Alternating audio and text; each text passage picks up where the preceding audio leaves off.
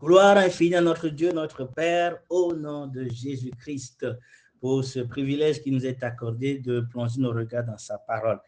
Nous prions. Tendre et bon Père, qu'il te plaise que ta voix se fasse encore résonner dans notre âme intérieure, nous donne de jouir, ô Dieu, de l'effet bienheureux de ta parole, qu'elle nous transforme et que, oui, Seigneur, par la puissance de ton esprit, nous servions davantage à la louange de la gloire de ta grâce au nom de Jésus-Christ. Amen. Apocalypse, le chapitre 11. En me donnant un roseau semblable à une verge, en disant, lève-toi, mesure le temple de Dieu, l'autel et ceux qui y adorent. Mais le parvis extérieur du temple, laisse-le en dehors et ne le mesure pas, car il a été donné aux nations et elles fouleront au pied la ville sainte pendant 42 mois. Je donnerai à mes deux témoins le pouvoir de prophétiser, revêtus de sacs pendant 1260 jours. Ce sont les deux oliviers et les deux chandeliers qui se tiennent devant le Seigneur de la terre. Si quelqu'un veut leur faire du mal, du feu sort de leur bouche et dévore leurs ennemis. Si quelqu'un veut leur faire du mal, il faut qu'ils soient tués de cette manière. Ils ont le pouvoir de fermer le ciel afin qu'il ne tombe point de pluie pendant les jours de leur prophétie. Et ils ont le pouvoir de changer les eaux ensemble et de frapper la terre de toute espèce de plaie chaque fois qu'ils le vaudront. Quand ils auront achevé leur témoignage, la bête qui monte de l'abîme leur fera la guerre, les vaincra et les tuera.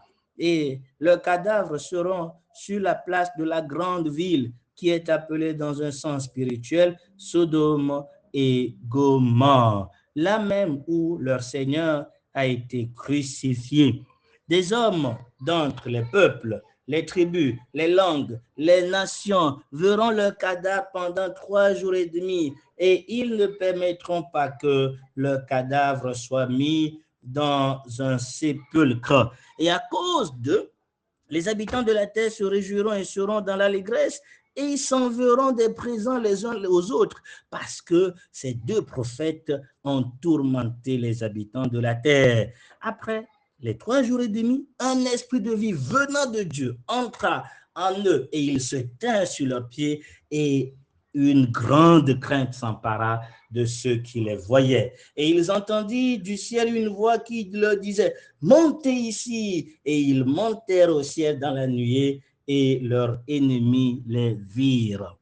À cette heure-là, il eut un tremblement de terre. Et la 10e partie de la ville tomba. 7000 hommes furent tués dans ce tremblement de terre et les autres furent effrayés et donnaient gloire au Dieu du ciel. Le second malheur est passé. Voici le troisième malheur vient bientôt.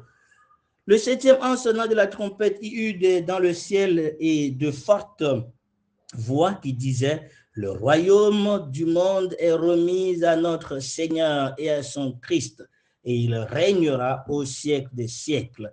Et les 24 vieillards qui étaient assis devant Dieu sur le trône se prosternèrent sur leur face et ils adorèrent Dieu en disant, nous te rendons grâce, Seigneur Dieu Tout-Puissant, qui est et qui était, de ce que, ou bien, car tu as saisi de ce que tu as saisi ta grande puissance et pris possession de ton règne.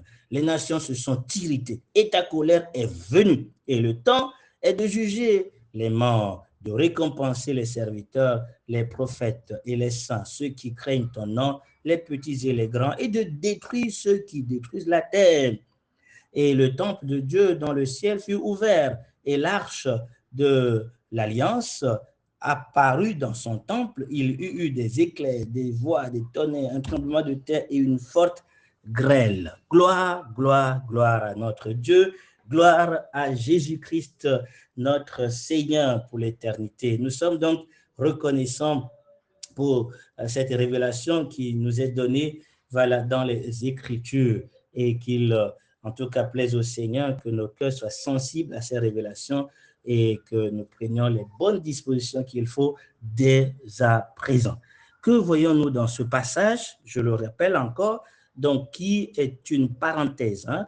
D'accord, jusqu'au verset 13, c'est une parenthèse, d'accord, avec le chapitre 10, entre la 6e trompette, d'accord, et la 7e trompette. En réalité, les 3 dernières trompettes sont appelées les 3 les 3 malheurs, d'accord. Donc, juste pour rappeler encore le contexte important, parce que dans le chapitre 8, verset 13, il dit qu'il a entendu un aigle qui volait et qui disait, d'accord, d'une voix forte, malheur, malheur, malheur.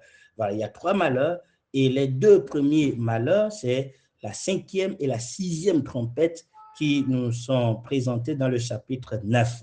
Et avant que le dernier malheur n'arrive, il ouvre une parenthèse pour nous présenter Jésus sous un aspect donc d'ange, mais qui vient en signe de grâce, mais aussi avec autorité, voilà, pour prendre possession de la terre. Et dans le chapitre 11, que nous voyons, qui est la suite de cette parenthèse, jusqu'au verset 13, il nous présente le témoignage que rendront donc les saints, en tout cas le résidu qui voilà, lui restera fidèle pendant ces moments de la grande tribulation. Et donc, c'est ce témoignage qui nous est présenté avec les conséquences et vers la fin, donc l'introduction de la dernière trompette. Alors, que retenir donc de ce merveilleux chapitre? La première chose qu'il conviendrait quand même de retenir, c'est le fait que nous avons donc au début, il demande à Jean de mesurer, voilà, avec un roseau sous forme de verge, de puissance d'autorité, voilà, donc le temple, l'autel et ceux qui y adorent. Donc, il s'agit là, donc le fait de mesurer, c'est de prendre en possession ce qui est à Dieu. Ce qui est à Dieu, c'est donc le lieu de la rencontre avec Dieu, cette relation intime avec son peuple, c'est ça le temple. L'autel, c'est l'autel d'or, d'accord, donc dans le lieu saint, qui est symbole de l'intercession. Et bien sûr, ceux qui adorent, ce sont donc les adorateurs qui voilà, rendent le culte véritable au Seigneur. Ce sont ceux-là qui donc sont à Dieu, qui sont sa possession, et dans ce chaos qui va régner dans la grande tribulation. Et bien sûr, donc, il dit qu'il y a une partie qui n'est pas à Dieu, qui est donnée aux nations, qui sera foulée. Voilà, c'est le parvis extérieur, la cour, et aussi pour symboliser tout simplement, donc, pour dire le reste du peuple juif en particulier, qui, au fait, donc, n'est pas à Dieu, qui n'est pas fidèle au Seigneur. Dans tous les cas, il y aura une oppression des nations sur Israël, et cette oppression va durer 42 mois. Nous avons dit que quand il s'agit du témoignage des témoins fidèles, il parle en termes de jours, donc nous rappelons que le Seigneur compte nos jours, il compte nos pas, il prend conscience du courage et du zèle, mais aussi des souffrances que contiennent bien évidemment donc le témoignage fidèle qu'on veut rendre en son nom. Ces 2 témoins qui nous sont mentionnés, au fait, c'est de façon symbolique, parce qu'en réalité, donc selon la loi, sur le témoignage de 2 personnes ou de 3, donc tout à fait sera établi, comme aussi dans Corinthiens, voilà, Paul en parle. Et donc, il s'agit ici d'un témoignage complet et suffisant que Dieu va susciter pendant donc, ces moments de tribulation. Voilà, et ce témoignage va être rendu voilà, par, bien évidemment, ces fidèles qui rendront ou annonceront quel évangile, non pas l'évangile de la grâce, mais l'évangile du royaume, l'évangile qui témoigne simplement que la terre est au Seigneur, c'est le Seigneur de la terre. Donc le verset 4, on nous dit qu'ils sont devant, ils se tiennent devant, voilà, en termes de sacrificateur, tout ça, donc un symbole de sacrificateur, devant le Seigneur de la terre. Donc, il appelle ici le Seigneur de la terre. Il est certes le Seigneur du ciel, voilà, mais il est ici, dans ce passage, dans la suite, on veut nous montrer que Jésus-Christ, voilà, vient pour prendre possession de la terre et les témoins vont rendre ce témoignage afin de, en tout cas, quand ils le peuvent, en réalité, sauver quelques-uns, rappeler aux résidus d'Israël, voilà, de rester fidèles parce que ce sera un moment de tribulation, qu'ils tiennent ferme dans leur témoignage jusqu'au bout parce que le Seigneur viendra les secourir. Et ce que nous notons par rapport à leur témoignage, donc alors, un élément important avant d'évoquer quelques descriptions de leur témoignage, donc ça va durer un peu de temps, 3 ans et demi, et deuxième chose, donc c'est un témoignage suffisant et complet, d'accord, voilà, mais donc ici on nous parle de chandeliers ou de lampes, Voilà, contrairement à la construction, donc le chandelier du temple qui avait 7 lampes, et on peut lire également dans Zacharie, je pense, d'accord, dans Zacharie, on nous parle aussi de ces 7 lampes lors de la restauration d'Israël, d'accord, et on nous parle de ces 2 oliviers qui sont les témoins du Seigneur en termes de puissance, en termes de royauté aussi, voilà. Mais qu'est-ce que je veux soulever par rapport à ça? Je vais quand même lire Zacharie, le chapitre Zacharie, le chapitre 3, je pense.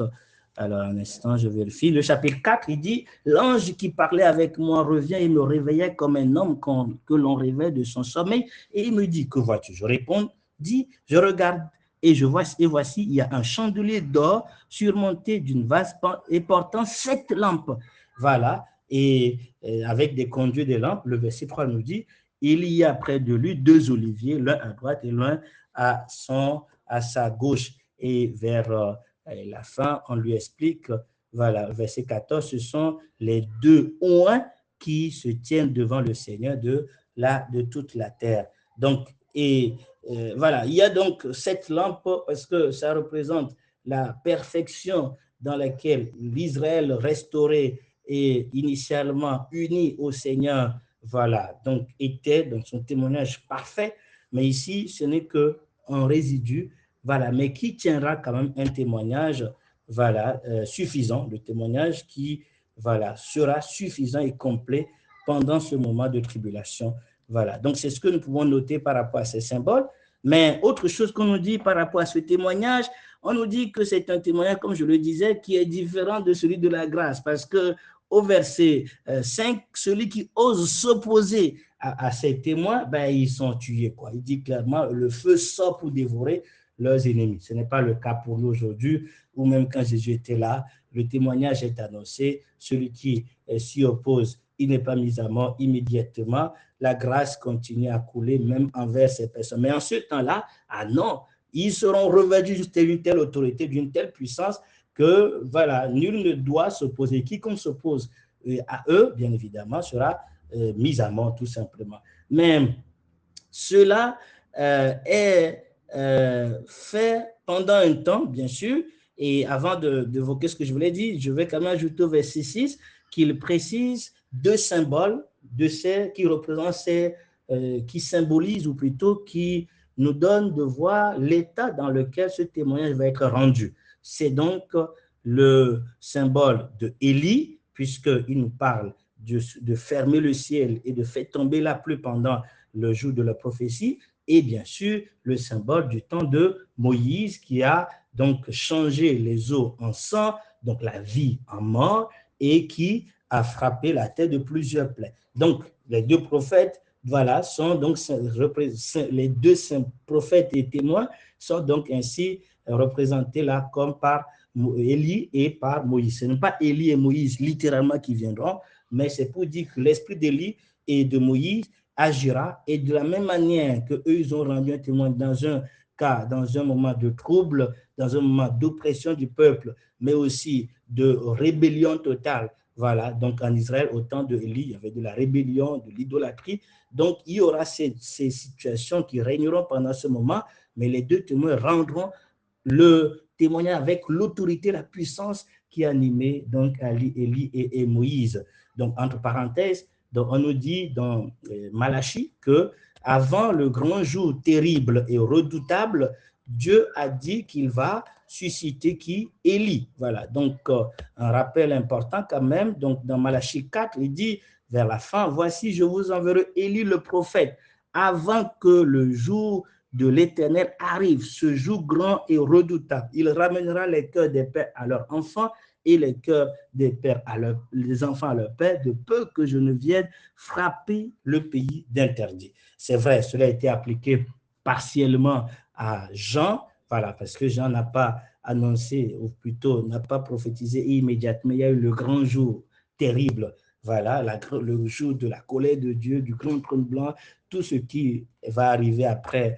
Donc, c'est pas ça que nous allons voir. Donc, ça a commencé, cet esprit d'Élie a animé Jean, et c'est ce même esprit en réalité, voilà, qui caractérisera ces témoins en ce temps-là, donc avant que ne vienne le jour de la colère de Dieu et donc du jugement terrible qui s'abattra. L'objectif est clair, c'est de ramener les cœurs des enfants vers les pères, autrement dit, de crier de la repentance dans les cœurs pour qu'ils cherchent Dieu. Voilà, qu'ils cherchent Dieu, voilà, comme cela se doit. Et donc, c'est donc bien évidemment ce qui nous est dit concernant le témoignage. Un témoignage suffisant qui va être rendu par un résidu, voilà, symbolisé par donc, ces deux personnes, et également, ils le rendront avec autorité, ils brilleront de la lumière du Seigneur et ils s'opposeront vaillamment à leurs ennemis qui seront mis à mort.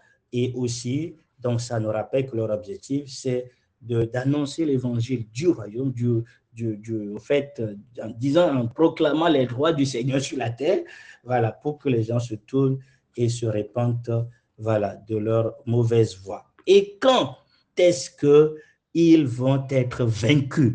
C'est merveilleux. Ça, c'est donc un deuxième point sur lequel je voulais insister. Le premier point, c'est, nous concernant, c'est déjà de fait de prendre conscience que Dieu compte nos pas, voilà, en termes de jours, tout ça, il compte nos pas, malgré tout ce que nous pouvons traverser. Il est conscient de ce que signifie le courage, le zèle et le témoignage qu'on peut rendre en son nom, et nous devons tenir fin par rapport à ce témoignage.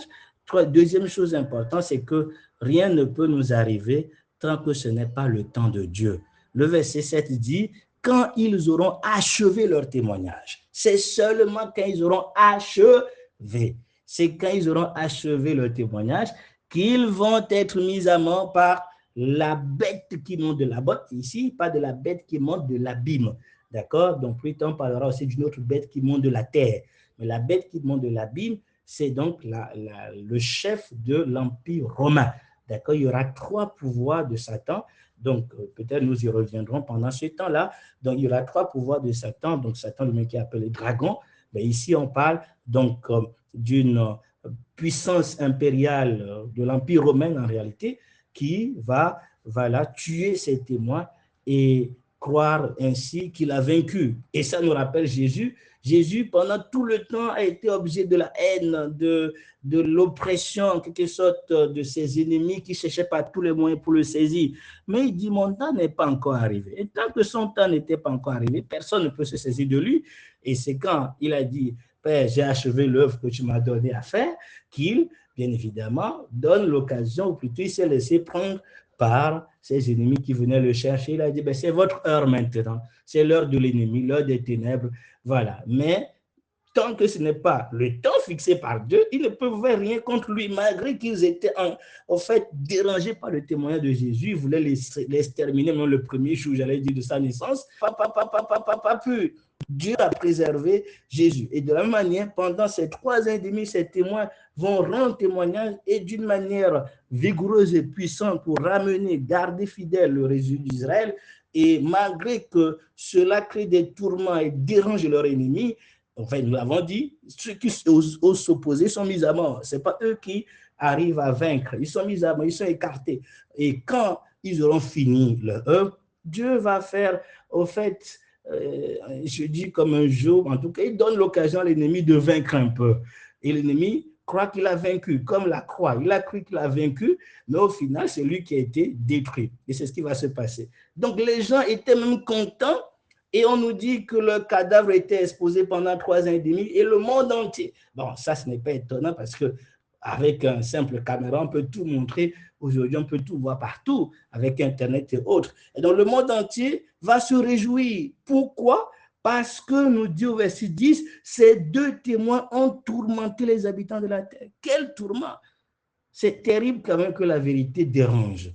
Parce que ceux qui ne veulent pas être transformés, changer leur vie, en fait, ils préfèrent qu'on ne leur dise pas la vérité. Comme ça, ils vont à fond dans leur bêtise. Et quand tu leur dis la vérité, leur conscience rend témoignage que mais c'est vrai quand même ce que la personne est en train de dire. Et donc, ça les freine dans leur animosité, dans leur méchanceté. Et voilà, ils veulent plutôt mettre de côté celui qui les empêche d'exprimer leur péché avec toutes les bêtises, en tout cas dans l'extrême, quoi. Et c'est évidemment ce que nous pouvons encore vivre aujourd'hui, où les chrétiens, les vrais témoins de Jésus sont persécutés Et les gens cherchent plutôt des messages qui les encouragent dans leur bêtise. Et donc, ils persécutent, ils cherchent en quelque sorte à éliminer ceux qui leur disent la vérité. Donc, nous ne devons pas, en réalité, perdre de vue cette vérité liée au témoignage que nous avons à rendre. Nous, c'est le témoin de la grâce. Nous ne tuons pas nos ennemis. Voilà. Et nous devons quand même considérer que c'est toujours le même message dans le sens que ça va forcément déranger donc la partie adverse et voilà. Dieu peut des fois accepter ou essayer de donner un semblant de victoire à l'ennemi, d'accord? Mais au final, c'est pour confondre l'ennemi. Et l'ennemi a été confondu parce qu'au verset 11, après 3 jours et demi, Dieu envoie un esprit de vie pour ressusciter et ses témoins et il les fait monter au ciel. Et donc, cela a créé une plus grande crainte dans le cœur de ces merveilles. Dieu triomphera toujours. Dieu, en fonction de son temps, il permet les choses, il a la maîtrise de tout. Et quand l'ennemi croit avoir vaincu, quand certaines situations semblent être au-dessus de nous, quand une maladie semble avoir le dessus, quand l'ennemi semble, voilà, donc avoir le dessus sur nous dans telle ou telle situation, donc nous ne devons pas perdre de vue que, bien évidemment, Dieu est en train de faire quelque chose. Dieu ne permettra jamais à l'ennemi d'aller au-delà de limites qui lui est fixée, comme le cas de Job. Okay? Et quand il accepte que l'ennemi nous touche, c'est parce qu'il a en vue une autre gloire plus grande. Et c'est la gloire de la résurrection, la gloire de l'élévation. Donc, voilà, jusqu'à Dieu, à la statue parfaite de Dieu. Donc, sachons lire tout ce que nous traversons comme étant le plan de Dieu. Et si nous semblons avoir échoué, que notre témoignage n'a pas porté du fruit et que nous sommes tués en quelque sorte par les événements, que cela ne nous décourage pas. Et qu'est-ce qui faisait en réalité la force de ces témoins? C'est parce que, comme je n'ai pas insisté là-dessus, le verset 8 nous dit, ils ont été mis à mort, leur cadavre a été exposé dans un lieu à Jérusalem qui est devenu spirituellement comme Sodome. Sodome où nous savons ce qui se passait à Sodome. Voilà, donc de la dépravation totale, de la révolte, fait du péché en abondance. Voilà, et en Égypte, évidemment, cette oppression du peuple de Dieu. Donc, Jérusalem est devenu ce lieu d'opposition à Dieu tout simplement, sur le plan moral comme encore réel, s'opposant donc aux élus de Dieu. Et c'est à ce lieu-là que, bien évidemment, leur cadavre va être exposé, là où même où leur Seigneur a été crucifié. Voilà ce qui donne la force aux témoins. Ils souffrent de la même manière que leur Seigneur a souffert. Et Paul le dit clairement dans Philippiens, le chapitre 3. Donc, il dit, il veut avoir part, je crois c'est verset 11, je veux avoir part, donc non seulement la puissance de sa résurrection, mais aussi la communion de ses souffrances. Donc, nous devons être encouragés si ce que nous traversons, en réalité, c'est tout à fait normal que ce que nous traversons ne dépassera jamais ce que Jésus a traversé. Et donc, ce que nous traversons, au fait, ne peut que nous rappeler ce que Christ a vécu. Et si c'est le cas, ça ne peut que nous fortifier. Parce qu'au final, ce que Christ a vécu ne s'est pas arrêté à la croix. Ça a poursuivi jusqu'à la gloire. Donc, résurrection puis la gloire. La finalité, c'est ça, la résurrection, la gloire. Mais il faut donc, bien évidemment, que nous connaissions tout ce qui est arrivé à notre Seigneur, que nous connaissions ce qui a été son partage, là où il a été donc persécuté, tout ce qu'il a vécu. Et quand nous traversons de telles situations, pensons à Jésus et faisons comme lui, restons fidèles au Père, parce que nous ne serons jamais déçus comme Jésus n'a pas été confondu. Il a mis sa confiance en son Dieu, il a tenu bon jusqu'au bout. Dieu étant juste, l'a ressuscité et l'a glorifié. Voilà ce qui arrive ici également à ces témoins qui vivent la même chose que leur Seigneur a vécu. Voilà, donc sur la terre, c'est ce qui leur donnait aussi, bien évidemment, d'être fortifiés. Donc, c'est important. Nous avons un témoignage, Dieu est conscient de ce que nous traversons. Et autre chose, c'est en effet le fait que, donc, voilà, si l'ennemi veut nous attaquer, tant que Dieu n'est pas dit OK, il ne peut pas. Et si Dieu donne le OK, c'est que Dieu a en vue une gloire plus supérieure pour confondre l'ennemi. Voilà, et c'est ce qui s'est passé. Donc, les ennemis étaient confondus, tremblaient davantage Voilà, parce qu'évidemment, donc, les témoins ont finalement triomphé. Dieu triomphe toujours. Gloire à Dieu. Merveilleux passage. Et il nous dit que pendant cette résurrection-là, il y a eu quoi? De grands tremblements. Et puis voilà, ça a créé la mort à 7000, en tout cas un nombre parfait, voilà, d'hommes qui vont en réalité mourir en ce moment-là. Et certains qui vont, en tout cas ceux qui vont rester, gloire à Dieu, vont quand même prendre conscience pour donner gloire à Dieu. C'est pour ça qu'il suscite de tels événements, pour qu'à la fin, il y ait gloire de Dieu. Vous voyez combien c'est merveilleux que même notre tribulation, même notre semblant échec produise la gloire pour Dieu. Dieu n'est pas seulement glorifié lorsqu'il y a réussite.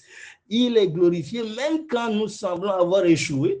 La finalité, c'est qu'à la fin, les autres qui verront l'intervention de Dieu, qui verront la vie de résurrection qui va se manifester, donc donneront gloire à Dieu. C'est pour ça que Dieu fait tout à notre égard pour qu'au final, la gloire lui revienne. N'oublions pas cela, que ça nous donne d'être encouragés. C'est pour ça que Jésus, malgré tout ce qu'il a enduré, malgré qu'il était troublé dans son âme, a dit, non, Père, je ne veux pas abandonner. Glorifie ton nom. Et Dieu a dit, je l'ai glorifié, je veux encore le glorifier.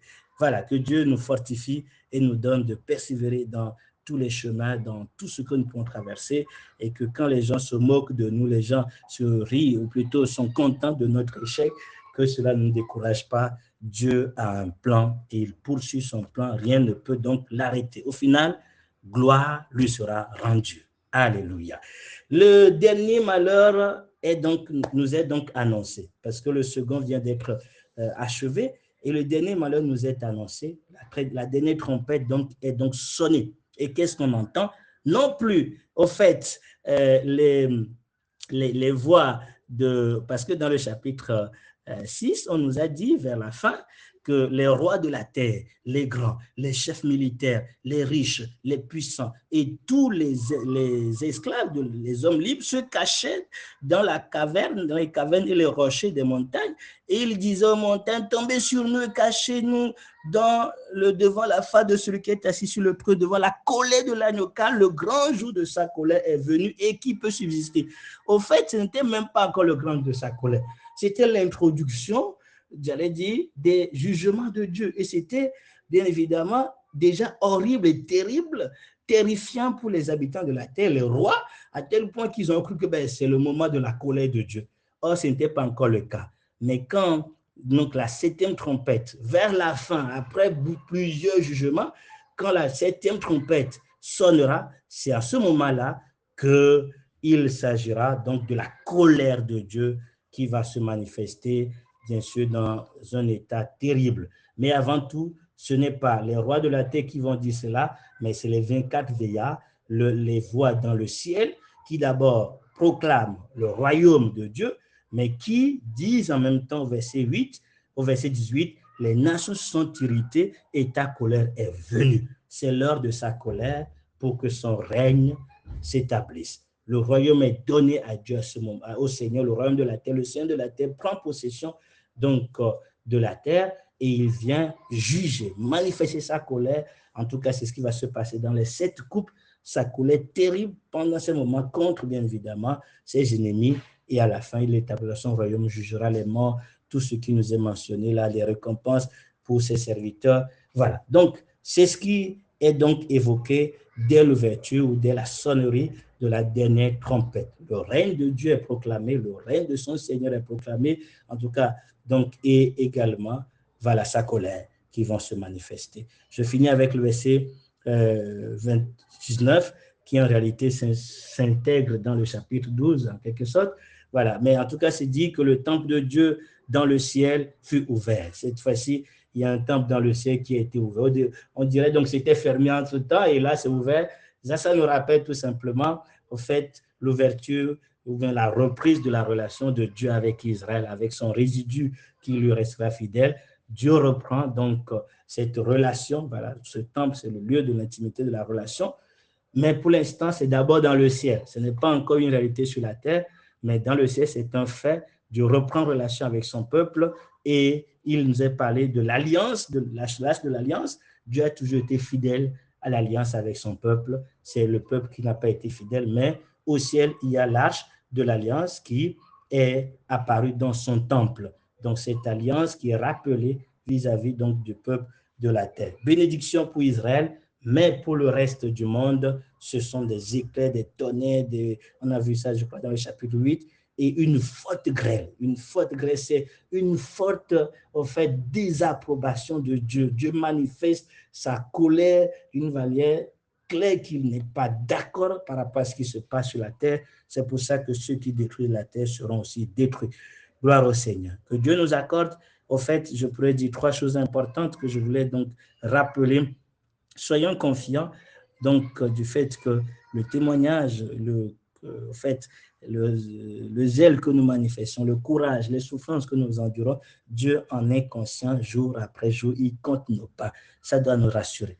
Deuxième chose importante, rien ne peut nous arriver tant que nous n'aurions pas achevé, en tout cas tant que le temps de Dieu n'est pas fixé. Voilà. Et donc l'ennemi peut bouder, nous haïr, on peut avoir des ennemis, mais ils ne peuvent rien contre nous si Dieu n'a pas dit son OK, si le temps n'est pas arrivé. C'est donc une assurance que nous avons un Seigneur qui est le maître des temps.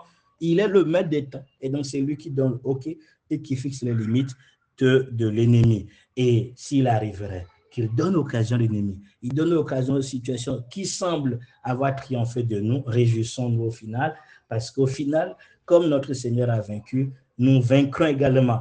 Et donc, le dernier point, c'est ça. Souvenons-nous de ce qui est arrivé à notre Seigneur. Comme il a été mis à mort, comme il est passé par des moments où on a accusé à tort, comme il est passé par des situations, quand nous passons par des événements, souvenons-nous de Jésus.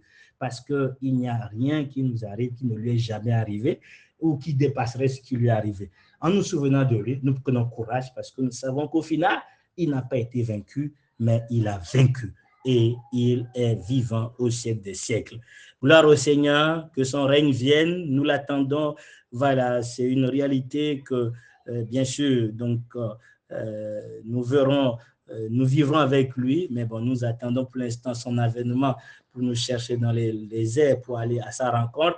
Mais nous savons aussi qu'il est important que nous cherchions que son règne vienne dans ce monde pour qu'il y ait de l'ordre et qu'il y ait la bénédiction pour la terre, qu'il prenne possession à nouveau de ce qui est à lui, ce qu'il a créé et tout ce tout ce que contient la terre. Que Dieu nous bénisse et que sa grâce nous soit abondamment multipliée au nom de Jésus. Amen.